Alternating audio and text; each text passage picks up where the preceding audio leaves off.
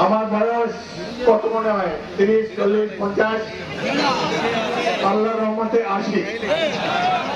আপনাদের বলেছে তুমি খালি বিছানায় শুয়ে থাকে, হাঁটতে চলতে পারে না। আমি চ্যালেঞ্জ করলাম 60 বছরের যে কোনো লোককে দৌড়ে আমাকে বিট করতে পারে কিনা। এক সময় বয়স কম ছিল, 100 মিটার দৌড়ে ফার্স্ট ছিলাম বাংলাদেশে, দ্রুততম মানব। 60-এর উপরে যে কোনো লোককে, 50-এর উপরে যে কোনো লোককে 100 মিটার দৌড়ে আমি আহ্বান জানাতে পারি, আসেন দৌড়াই। শুকরিয়া আল্লাহর কাছে, 80 বছর বয়সে আল্লাহ সুস্বাস্থ্য দিয়েছেন, কোনো অসুখ বিলোক নাই। হাঁটুতে ব্যথা ছিল, অপারেশন করে ঠিক হয়ে গেছে ইনশাআল্লাহ। এই স্বাধীনতা যে দেখতে পাবো এত তাড়াতাড়ি ভাবি নাই। কিভাবে যে এই তরুণ ছাত্র সমাজকে, বৈষম্য বিরোধী ছাত্র সমাজকে, তাদের নেতা শহীদ আবু সাইদ, মুক্ত এবং অন্যান্যদেরকে যে কৃতজ্ঞতা জানাবো সেই ভাষা আমাদের নাই। তারা বাংলাদেশের মানুষকে ঋণী করে গিয়েছে। আমাদের প্রতিবেশী রাষ্ট্র ভেবেছে এটা সিটি ভুটানের মতোই বোধহয় একটা দেশ। আজকে তাদের হিসাব হয়েছে, বঙ্গবন্ধুদের পরিচয় তারা পেয়েছে।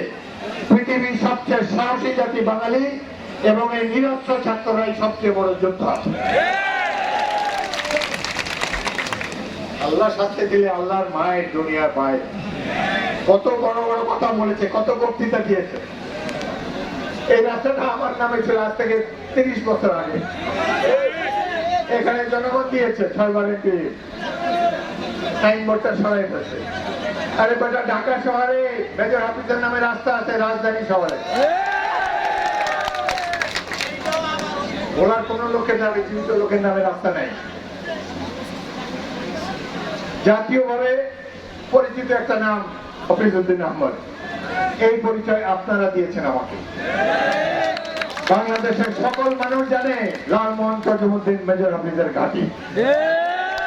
যে কোনো ব্যক্তি এসে এখানে নির্বাচন দাঁড়াতে পারে। আগের রাত্রে ভোট দিয়া এইভাবে পশ্চাদে যাওয়া ভবিষ্যতে সম্ভব হবে না। অনেক কথা মনে করে, অনেক মুরব্বীরা চলে গিয়েছে। সলমান আরশাদ চলে গেছে, ইয়াসিন মিয়া চলে গেছে, মদন কুন্ডু চলে গেছে, আমার অত্যন্ত প্রিয় পৌরসভা চেয়ারম্যান এনায়েত কবির চলে গিয়েছে, আবুল কাশেম দুলাল চলে গিয়েছে, কলমার চেয়ারম্যান মোতাহার মির্জা, এবং তারও আগে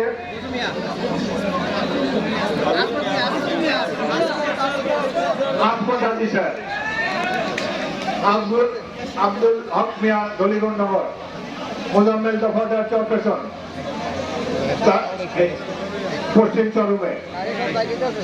তারা আমার চেয়ে বয়সে বড় ছিলেন, কিন্তু আমাকে নেতা